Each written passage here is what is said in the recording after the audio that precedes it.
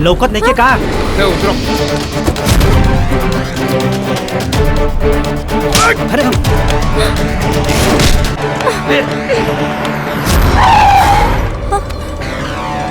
और जानेमान नरसिम्हा रे हे नरसिम्हा सिम्हा रे हे नरसिम्हा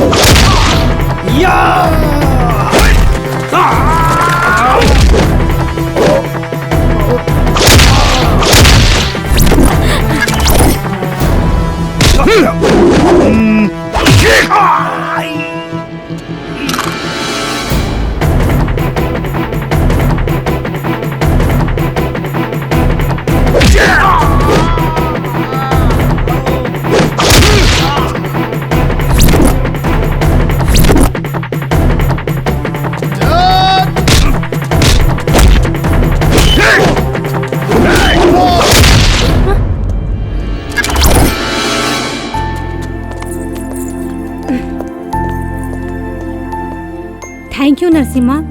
हमरा के मालूम नहीं थे कि वो लोग के रहे और हमार किडनैप काहे करल चाहत रहे। ऊ सब छोड़, ई बताओ बस स्टॉप पे हमारा हाई के जवाब काहे ना देहलू? का सोचता रू हम गुंडा हई? हाँ? तो हाँ हम गुंडा हई, लेकिन गुंडन खातिर गुंडा हई। अरे ऐसन बात नहीं खे, वो तो हमरा के लेट होत रहे यही से जवाब ना दे पौनी। नरसिम्हा चलल जाए। नरसिम्हा हमरा के कॉलेज जाए के लेट होता। चलो बाय बाय। नरसिम्हा चला हमनी के मार्केट जाए के बा।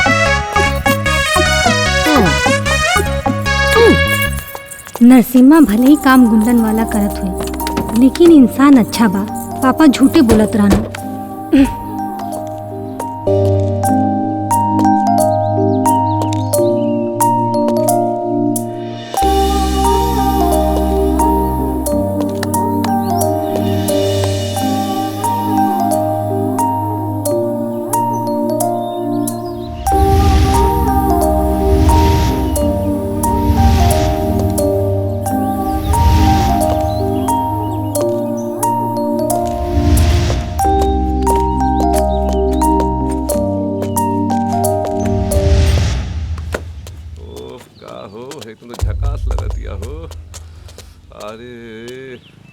एक नंबर भी आज दर्शन हो गई।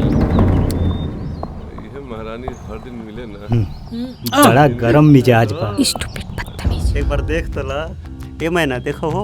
ए भैया देखा ताड़ा देख देख। अरे चलबू हमनी साथे फिल्म देखे। अरे एक बार मौका तो द, देखो कितना मजा आई। अरे तोरा साथे ना हमरा साथे जाई हो।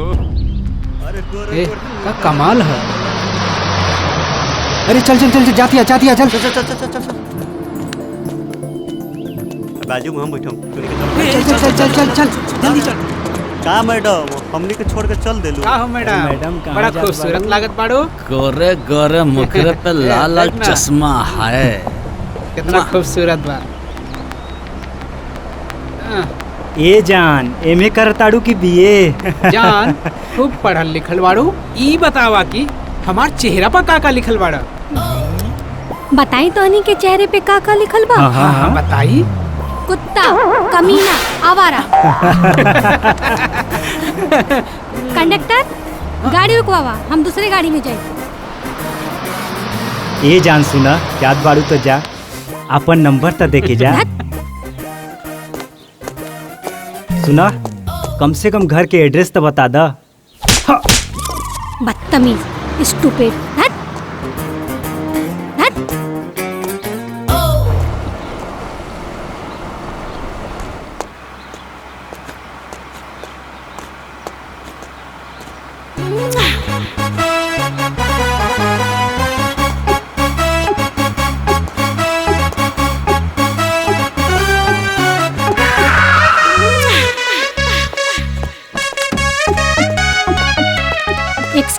तोहरे कार के दरवाजा खुलल बा, एकरा के बंद कइला। तारे खातिर खुलल बा, आवा बैठा। हमरे खातिर काहे? तू इतना जल्दी जल्दी जा तरलू है ना, हम सोचनी तारा लेट हो जाए में। आवा बैठा। ना ना ठीक बा, हम पैदले चल जाए। अरे का दिक्कत बा, आवा ना। बस में जाए तो आवारा लड़का सब छिड़िए। ठीक बा चला।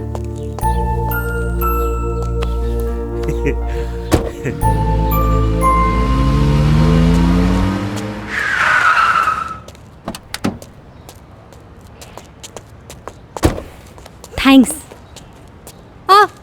तोहार नाम का रहे? नरसिम्हा। अच्छा। हेलो। हाँ तोहार नाम का है? माया। हमरा के लेट होता, कॉलेज जाए के बा। बाय।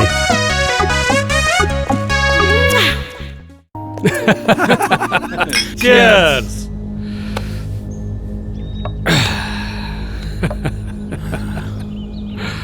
बहुत दिन बाद कोनो बड़ा डील अपने हाथे में आइल बा। और हमरा के खुशी तो ये बात के बा कि नरसिम्हा और सूर्या के हार भइल और हमनी के जीत।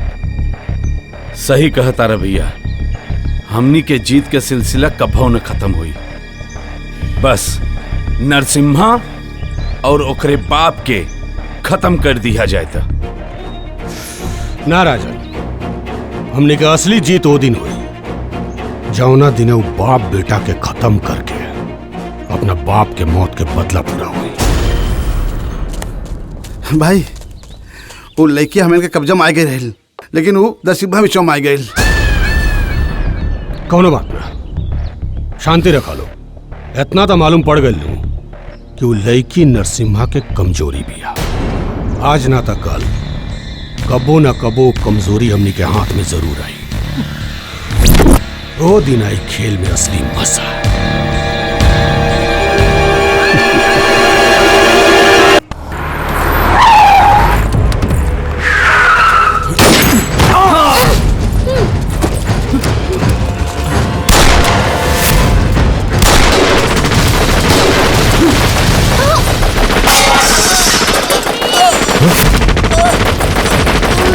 मम्मी काफी उठी ना मम्मी, उठी ना। जानकी का भाई, जानकी कहाँ जाता है? आई कांट वेट पापा।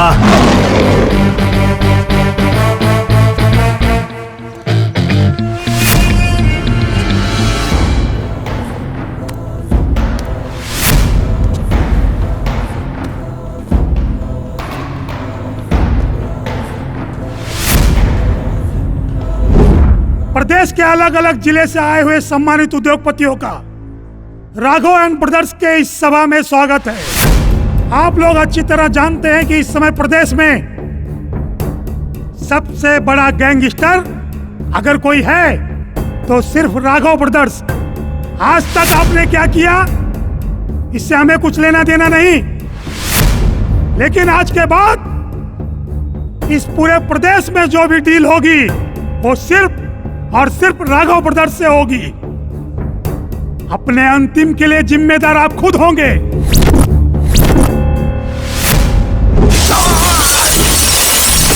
नरसिम्हा रे,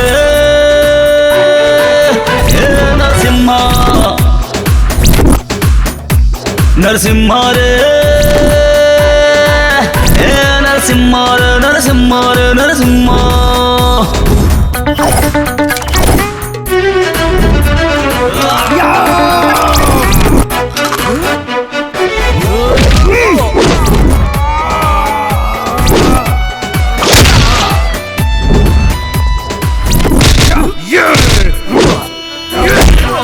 किसी की ना सुनता है खुद के है कोई दूसरा ना इसके जैसा, और जो भी इसको छेड़े उसको तो ये ना छोड़े, बन जाए जैसे तैसा, आ जाए अपने पे तो ये लांग दे सारी सीमा। नरसिम्हा, नरसिम्हा रे, नरसिम्हा रे, नरसिम्हा। एक बात याद रखिए नरसिम्हा, छोड़ अपना तो क्या हम छोड़ अपना।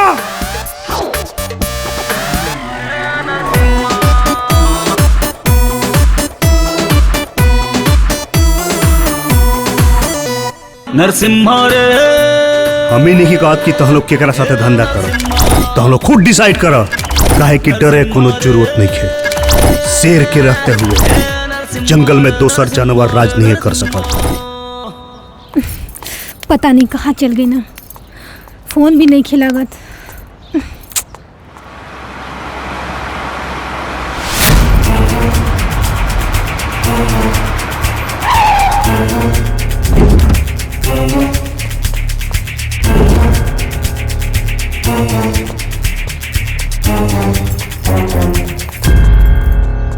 ये कहाँ हो गई रुआ के?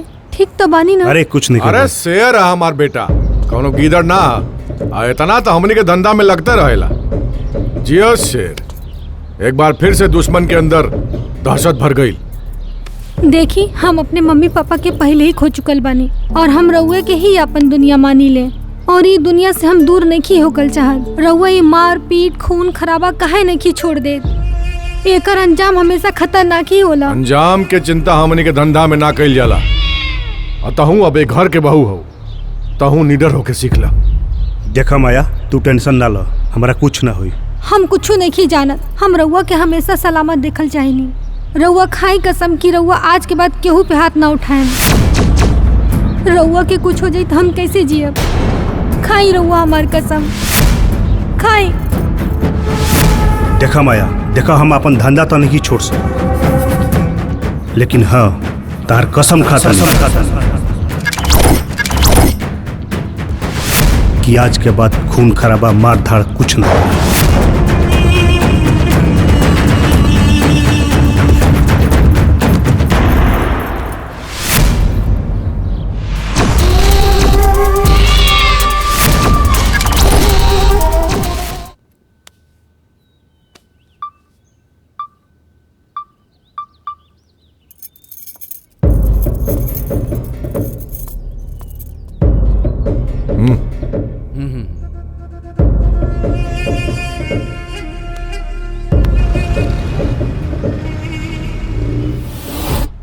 सूर्या और नरसिम्हा के ताकत दिन पर दिन बढ़त जा रहा बा, बोलो जल्दी इंतजाम करे पड़ी।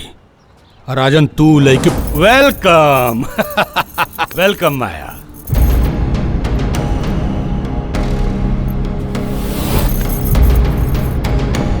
देखा माया, तू सूर्या के घर में घुस तो गई बाड़ू, लेकिन अभी तारा बहुत कुछ करे के बा।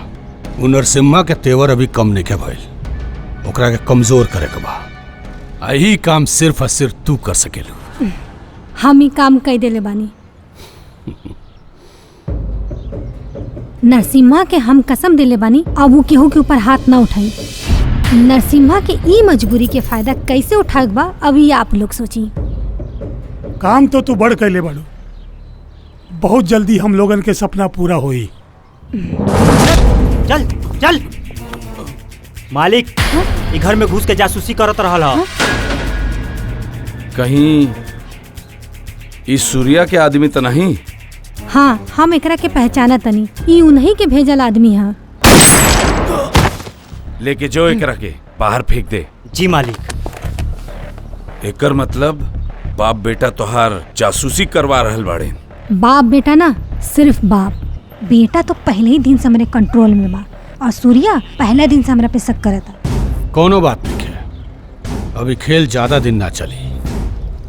हमनी के जीत साफ नजर आ रहा बा। ठीक बा, लेकिन अब हम तोनी से ऐसे मिले खातिर नहीं आ सकत। नरसिम्हा के जरा से भी शक भइल ना तब बनल बनावल काम बिगड़ जाई। अब जोन बात हुई फोन पे हुई। अब हम चलत नहीं। ठीक बा? ठीक बा, जा तू।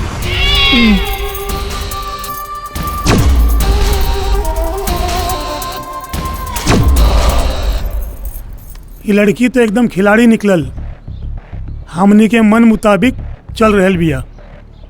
भैया ये लड़की तो हमहू के बहुत पसंद बिया। ये लड़की चाहिए हमके। पगला गल बड़ा का?